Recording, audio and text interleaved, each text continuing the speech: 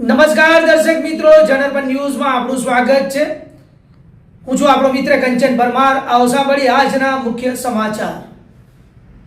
Middle East યુદ્ધ બાદ LPG gas માટે લાગી રહી છે લાંબી લાઈનો। જોકે હવે લોકો પીએનજી કનેક્શન લેવા કરી રહ્યા છે પડાપડી। કનેક્શન માટે વડોદરા ગેસ કચેરી ખાતે લાગી લાંબી કતારો।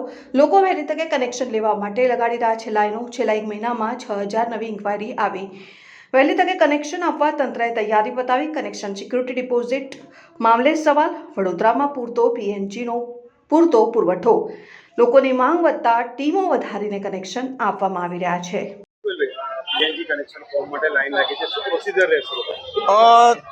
જે આપ જોઈ રહ્યા છો કે હાલની પરિસ્થિતિ પ્રમાણે જે તમામ લોકોમાં પેનિક ક્રિએટ થઈ અને અહીંયા નવા એલપીજી પીએનજી કનેક્શન માટેની જે લાઈન લાગી છે। મારી દરેક જનતાને અપીલ છે કે માત્ર ને માત્ર એવું નથી કે દાંડિયા બજાર ગેસ ઓફિસમાં જ આપ નવા કનેક્શન માટે એપ્લાય કરી શકો છો, પરંતુ આપ તમામ વોર્ડ ઓફિસમાં પણ આ બાબતે નવા કનેક્શન માટે એપ્લાય કરી શકો છો અને ઓનલાઈન પણ આપ એપ્લાય કરી શકો છો। આપણે ગેસ ઓફિસની કાં તો કોઈ પણ કોર્પોરેશનની ઓફિસમાં પણ આપણે જવાની જરૂર નથી।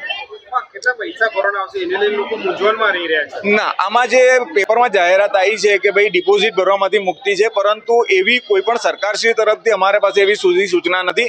વડોદરા ગેસ લિમિટેડ દ્વારા જે 300 રૂપિયા રજીસ્ટ્રેશન ફી હતી એના અંદર વેવર અમારા ટોપ ઓથોરિટીએ જે જાહેર કર્યું છે એમાં જ મુક્તિ છે। બાકી જે ડિપોઝિટની રકમ છે એ નિયમ પ્રમાણે ભરવાની થશે।